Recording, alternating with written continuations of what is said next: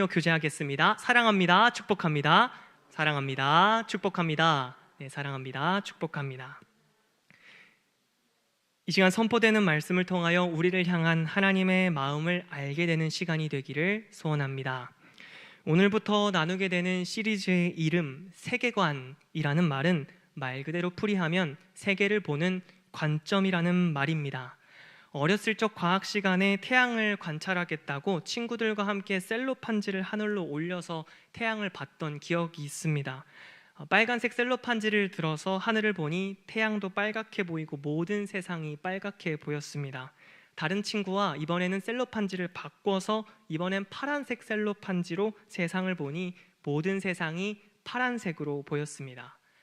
사랑하는 성도 여러분, 무엇을 통해서 세상을 보느냐에 따라 같은 세상을 보더라도 다른 것을 볼 수 있습니다.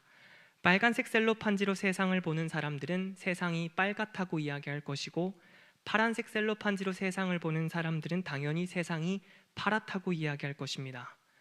이렇게 사람은 누구나 같은 상황에 처했다 할지라도 저마다 상황에 대해 다른 해석을 하고 그에 따라 다른 행동을 합니다.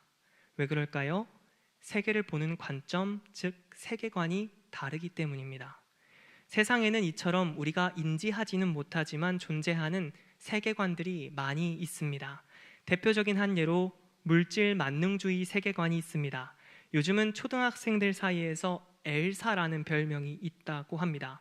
이 엘사는 사실 영화 애니메이션 겨울왕국 공주의 이름인데 요즘은 LH에 사는 친구, 쉽게 말해서 집이 임대 아파트라고 비하하는 이름으로 이 엘사, 별명으로 엘사를 사용한다고 합니다. 그리고 브랜드 아파트에 사는 다른 일부 친구들이 이 엘사와는 어울리지 않으려 한다는 것이죠.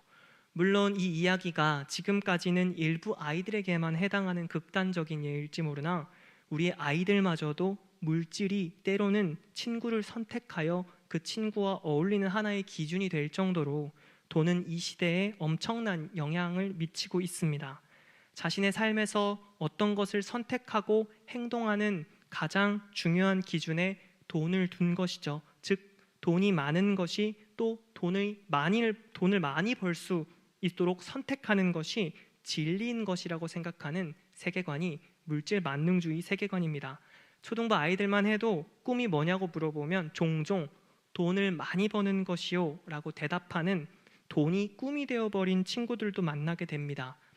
이러한 세계관이 보편적인 이 시대에서는 돈을 많이 가진 자는 우월감을 느끼고 돈을 적게 가진 자는 열등감을 느끼며 살아갑니다. 이처럼 물질 만능주의 세계관은 알게 모르게 우리의 생각을 조종하고 또 그렇게 행동하게 만듭니다. 그렇다면 과연 우리는 이 세계관에서 완전히 자유하다고 할 수 있을까요?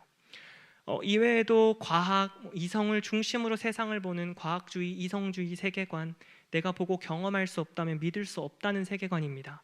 성형공화국이라는 별명을 갖게 만든 외모 지상주의 세계관, 재미의 요소가 모든 판단의 기준이 되어버린 즐기기 세계관, 당장 지금의 행복을 위해 살아야 한다는 이 욜로족의 출현도 그 영향이라고 볼 수 있습니다. 이처럼 우리 주변에는 여러 세계관들이 우리가 생각하고 선택하는 또 행동하는 기준이 되기 위하여, 우리의 기준이 되기 위하여 호시탐탐 우리를 노리고 있다는 것입니다. 성경에는 이렇게 여러 세계관들이 난무하는 시대에서 하나님을 중심으로 하여 살아갔던 신앙의 선조들의 모습이 나옵니다. 거센 세상의 파도에 맞서 하나님 중심의 세계관을 지키며 살아갔던 수많은 신앙의 선조들이 있습니다. 그렇다면 그 신앙의 선조들이 어떻게 하나님 중심으로 살아갔고 또 믿음을 지킬 수 있었는지 오늘은 특별히 노아의 이야기로 말씀을 나누려 합니다. 시리즈의 서두의 바라기는 이 세계관 시리즈의 말씀을 통하여 주어진 시대 가운데 신앙의 선조들이 과연 어떻게 영적으로 씨름하였는지 알고 또한 우리의 삶도 그렇게 세상을 바르게 분별하여 세상이 도무지 감당하지 못하는 우리들의 삶이 되어가기를 소망합니다. 태초의 인간 아담과 하와가 맞이한 세상은 참 아름다웠습니다. 보시기에 참 좋았더라 말씀하실 정도로 완벽하게 아름다운 세상이었습니다. 지금도 우리가 아름다운 자연의 모습을 보면 감탄이 나옵니다. 어떻게 이렇게 아름다울 수 있을까? 하나님께서는 세상에 대해 완전한 계획을 갖고 계셨습니다. 그리고 그 계획의 중심에는 하나님의 형상을 따라 지음받은 사람이 있었죠. 창세기 2장 15절의 말씀을 잠시 띄워주시면 하나님께서 사람을 에덴 동산에 두어 경작하며 지키게 하셨다고 말씀합니다. 즉 하나님은 사람을 자신의 형상을 따라 지으시고 세상을 다스리게 하셨습니다. 그런데 우리가 잘 알듯이 아담과 하와가 선악과를 먹고 범죄하죠. 뱀의 말대로 눈이 밝아지는 것이 아니라 오히려 영적인 눈이 어두워지게 됩니다. 이때부터 우리가 가진 세계관에 세계를 보는 관점의 혼란이 시작됐습니다. 죄로 인해 영적인 눈이 닫혀서 세상을 바르게 볼 수 있는 눈이 닫혔고, 나를 바르게 볼 수 있는 눈, 또 타인을 바르게 볼 수 있는 눈이 닫혔습니다. 하나님 중심이 아닌 나 중심으로 세상의 모든 것을 생각하고 행동하게 되었습니다. 우리가 가진 죄의 영향력이 이러합니다. 우리의 시선을 왜곡시킵니다. 하나님 중심이 아닌 자꾸만 나 중심으로 세상을 보게 만드는 것입니다. 그래서 이후 이어지는 성경의 이야기들은 처참합니다. 노동과 해산의 고통을 겪게 되고, 가인은 동생 아벨을 죽이고, 하나님의 아들들이 사람의 딸들과 섞여 쾌락을 즐기고, 그리고 그 이야기는 오늘 본문의 이야기 노아 홍수까지 이어집니다.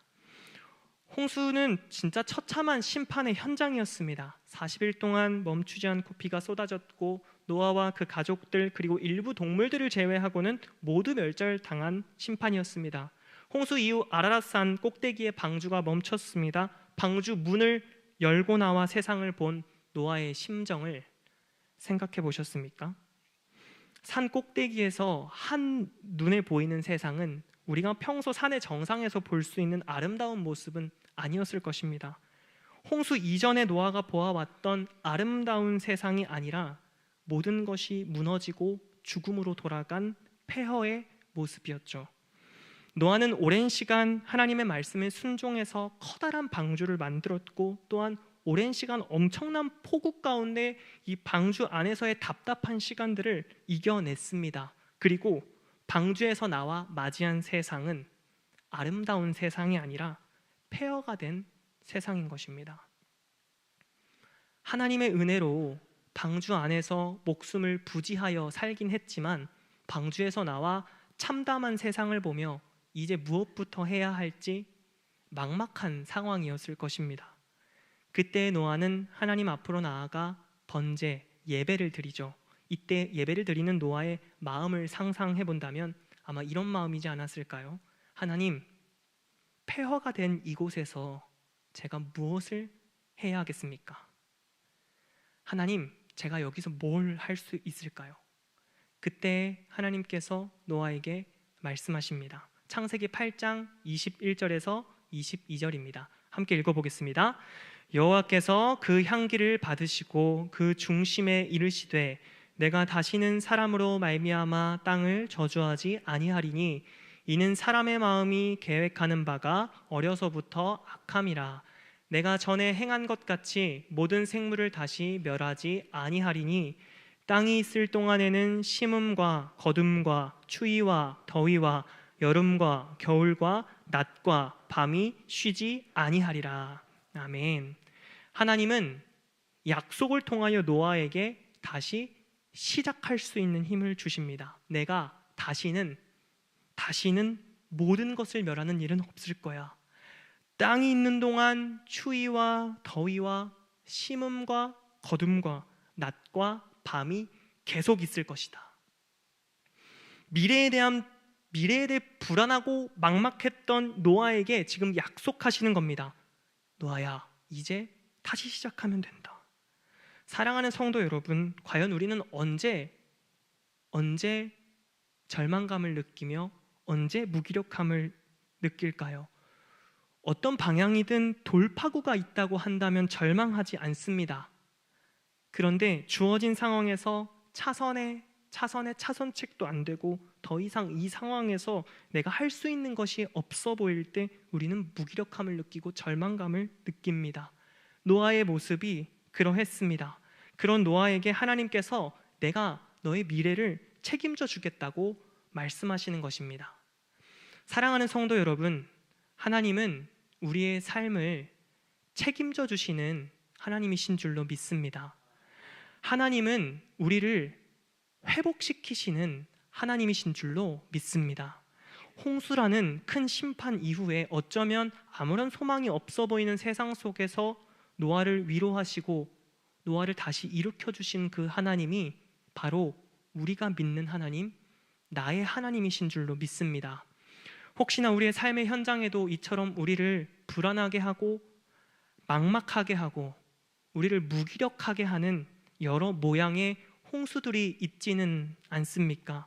그때 우리가 함께 기억하기를 원하는 것은 하나님은 회복시키시는 하나님이라는 사실입니다. 우리가 다시 일어설 수 있도록 약속하시고 책임지시는 하나님이 우리가 믿는 하나님이라는 사실입니다. 심음과 거둠과 추위와 더위와 여름과 겨울과 낮과 밤이 쉬지 않을 것이다. 노아야, 너가 다시 시작할 수 있도록 너의 발판이 되어 주겠다. 말씀하시는 그 하나님이 우리의 하나님이시니 그 하나님을 의지하여 앞으로 나아가는 우리의 모습이 되기를 소망합니다. 노아는 이 약속을 믿었고 그 믿음을 발판 삼아 세상의 회복을 꿈꿨습니다. 그래서 노아는 믿음으로 세상이 회복되는 모습을 보았던 첫 번째 사람입니다. 믿음으로 오랜 세월 방주를 지었고 믿음으로 세상이 치유되는 첫 걸음을 걸어냈습니다. 믿음으로 꿈꿨고 믿음으로 꿈꾼 것을 보게 되었던 첫 번째 사람이 바로 노아입니다. 사랑하는 성도 여러분, 하나님이 원하시는 것은 바로 이 믿음인 줄로 믿습니다. 노아는 오랜 세월 방주를 지으면서 낙담하지 않았습니다. 방주에서 나와 참혹한 폐허를 보면서 절망에 빠져 있지 않았습니다. 왜요? 믿음이 있었기 때문에. 다시는 세상을 멸하지 않을 것이다. 약속의 그 무지개 아래서 마침내 회복될 세상을 믿음 안에서 꿈꿀 수 있었기 때문에 노아는 절망하지 않았습니다. 사랑하는 성도 여러분, 성경의 수많은 인물들이 이 노아와 같이 보이지 않는 것을 믿었고 꿈꿨습니다. 성경의 수많은 인물들이 믿음 안에서 꿈을 꿨습니다. 그것이 바로 비전인 것입니다. 누군가가 보기에 터무니없어 보일지 모릅니다. 그렇게 홍수로 폐허로 된 세상이 어떻게 회복될 수 있을 거라 상상했겠습니까? 그런데 신앙의 선조들이 가졌던 공통점은 보이는 것을 믿는 것이 아니라 믿는 것을 마침내 보게 되었다는 것입니다. 바라기는 우리의 삶 또한 보이는 것을 따라 사는 삶이 아니라 믿는 것을 마침내 보게 되는 믿음의 삶이 되기를 소원합니다. 믿음으로 살아가지 못하는 세상을 향한 우리의 왜곡된 그 시선을 벗어나 회복된 시선으로 믿음의 눈을 들어서 세상을 살아가는 우리들의 모습이 되기를 소원합니다. 노아의 때에도 노아를 흔드는 시대적 분위기, 즉 세계관이 있었습니다. 노아가 방주를 만들 때 주위 사람들이 얼마나 노아를 조롱했겠습니까?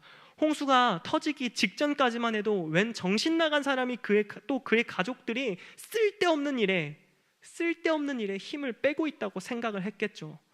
방주를 만드는 내내 조롱을 듣고 너의 행동이 쓸데없는 행동이라고 비판받았던 노아와 그 가족들이 얼마나 그 상황 속에서 흔들렸겠습니까?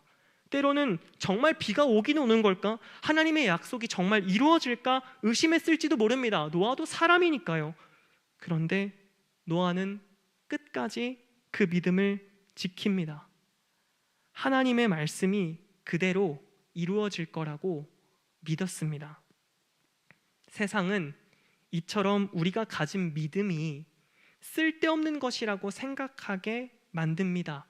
돈이 가장 중요한 가치인 것처럼 만들고 우리가 생각할 수 있는 능력, 이성이 가장 중요한 우리의 가치고 기준인 것처럼 만듭니다. 믿음은 있어도 그만, 없어도 그만인 것처럼 만듭니다. 그것은 쓸데없는 것이, 그보다 더 중요한 것이 세상에 많다는 것이죠. 그러한 세상 속에 묻혀서 살아가다 보면 어느새 나도 모르게 그 세계관에 익숙해져서 세상이 생각하는 대로 똑같이 생각하고 판단하고 행동하게 된다는 것이죠. 로마서 12장 2절 말씀, 너희는 이 세대를 본받지 말고 오직 마음을 새롭게 함으로 변화를 받아 하나님의 선하시고 기뻐하시고 온전하신 뜻이 무엇인지 분별하도록 하라. 아멘. 세상을 향한 분별과 우리의 믿음을 향한 세상의 도전이 결코 호락호락하지 않습니다. 어느새 우리 삶에 스며들어 우리가 생각하는 기준이 되려고 하고 또 행동하는 기준이 되려고 한다는 것이죠. 바라기는 이 시대를 살아가는 우리가 어떠한 세계관에 영향을 받으며 살아가는지 스스로 진단하고 또 믿음의 눈을 들어서 세상을 분별하며 믿음이 우리가 생각하고 판단하고 또 행동하는 제1의 기준이 되기를 주님의 이름으로 소원합니다. 오늘날의 과학기술은 과거에는 상상하지 못했던 것들을 우리에게 볼 수 있게 해주었습니다. 우주의 창이라고 불리는 허블 망원경은 200억 광년 떨어진 별들을 우리 눈앞에서 볼 수 있게 해줍니다. 우리와 가까운 곳에 있는 TV는 세계 곳곳에 있는 일들을 또 우리 눈앞에 보여줍니다. 현미경은 우리 눈에 보이지도 않는 아주 작은 분자까지도 우리에게 보여줍니다. 엑스레이는 또 어떻습니까? 몸속의 뼈까지도 보여줍니다. 내시경은 장기 속을 보여주고요. 심지어 초음파로 태아의 성별까지 알 수 있는 시대입니다. 오늘날 이 시대는 이전에 우리가 보지 못했던 것들을 많이 볼 수 있게 해주는 시대입니다. 그런데 정말 오늘날 우리들의 눈이 밝아졌는가? 질문해 보아야 합니다. 굉장히 역설적인 이야기입니다. 이전과 비교했을 때 오늘날은 훨씬 더 많은 것들을 볼 수 있게 되었지만 어쩌면 정작 우리가 보아야 할 것을 보기는 더 어려운 시대가 되었는지도 모르겠습니다.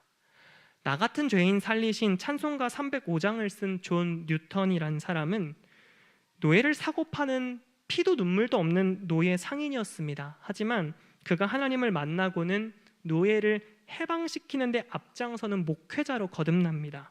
그가 찬송가 305장 1절에서 마지막에서 이런 고백을 합니다. 광명을 얻었다. 광명을 얻었네. 영어로는 was blind but now I see. 눈이 멀어서 볼 수 없었던 것을 이제는 봅니다. 사랑하는 성도 여러분, 이런 경험과 고백은 뉴턴에게만 있는 것이 아닙니다. 바로 우리에게도 있습니다. 복음으로 믿음의 눈이 열린 우리들이 갖는 공통적인 간증입니다. 그렇게 눈을 뜬 사람은 광명을 얻어서 바울의 말처럼 선하시고 기뻐하시고 온전하신 뜻이 무엇인지 분별하는 안목을 갖게 되는 것입니다. 오늘의 본문에서 노아가 믿음 안에서 꾸었던 꿈은 노아로 하여금 절망하지 않게 했습니다. 그것은 노아가 해볼 만한 어떤 상황이나 주어진 조건이 노아에게 있었기 때문이 아니었습니다. 노아에게는 믿음이 곧 광명이었습니다. 그것이 하나님 중심의 세계관을 가진 자들이 살아가는 삶의 방식인 것입니다. 노아에게는 믿음이 세상을 보는 방식이었습니다. 노아는 보는 것을 믿는 사람이 아니라 믿는 것을 마침내 보게 되는 사람이었습니다. 믿음은 바라는 것들의 실상이요 보이지 않는 것들의 증거니. 사랑하는 성도 여러분, 우리의 삶이 이렇게 믿는 것을 마침내 보게 되는 믿음의 삶이 되기를 간절히 소망합니다. 조지 버트릭이라는 성경학자가 이렇게 말했습니다. 농부가 보는 것으로만 행동한다면 결코 추운 봄철 씨를 뿌리지 못할 것입니다. 당장 봄의 날씨만 본다면 어떻게 비싼 씨를 돈 주고 사서 하루 종일 땀 흘려 땅을 갈고 그것을 뿌리겠습니까? 그래서 우리는 빠른 시간에 기쁨을 우리에게 주는 어떤 무엇에 이끌려 씨 뿌리는 것을 하지 않을지도 모릅니다. 하지만 적절한 때에 적시에 뿌린 씨는 반드시 가을 추수의 때에 풍성하게 열매를 맺습니다. 이 성경학자의 말에는 노아의 홍수 이후를 살아가는 우리들이 새겨들어야 할 하나의 삶의 원리가 담겨 있습니다. 먼저는 우리의 삶이 변치 않는 하나님의 사랑과 그의 섭리와 은혜 가운데 있다라는 것이죠. 계절의 밤낮의 순환에 대해 우리가 걱정할 필요는 없다는 것입니다. 하나님이 책임지실 것을 기대하며 우리가 씨앗을 뿌려야 할 그곳에서 씨를 뿌려야 한다는 것입니다. 물론 봄철에 아무것도 나지 않을 것 같은 벌판에 씨를 뿌리는 것은 용기가 필요한 일입니다. 하지만 계절과 밤낮을 순환시키시는 하나님을 믿는 것이죠. 추수를 바란다고 한다면 어려운 상황이 찾아왔을 때 그 상황에 주저앉아 있는 것이 아니라 믿음으로 씨를 뿌려야 하는 것입니다. 계절과 밤낮의 순환은 하나님께 달렸고 사람이 할 일은 그저 믿음으로 씨를 뿌리는 것인 줄로 믿습니다. 소망이 보이지 않는다고 하여서 우리가 다해야 할 책임마저 포기할 수 없다는 것입니다. 사랑하는 성도 여러분, 우리의 삶을 보면 계절이 순환하듯이 겨울과 같이 너무 추워서 아무것도 열매 맺지 못할 것처럼 보일 때가 있고, 그 겨울을 다 지나고 봄과 여름까지 잘 지나서 곡식이 익는 가을의 풍성함을 누릴 때도 있습니다. 동계휴한이라는 말이 있습니다. 겨울철에는 농사를 짓지 않고 땅을 쉬게 하는 방식의 농법입니다. 겨울은 이처럼 추수 이후에 땅이 잠시 쉬어가는 시간입니다. 봄이 되면 또 사계절의 순환을 기대하면서 씨앗을 뿌리죠. 핵심은 그 매서운 겨울을 지나가고 봄을 맞이했을 때 주저앉아 있는 것이 아니라 내가 지금 할 수 있는 것, 즉 씨앗을 뿌리는 믿음의 눈이 우리에게 있냐는 것입니다. 또한 우리의 삶을 보면 밤낮이 순환하고 바뀌듯이 무언가 하기 어려운 밤과 같은 때를 만날 때가 있고, 또 무엇이든 할 수 있을 것 같은 낮과 같은 때를 만나게 될 때가 있습니다.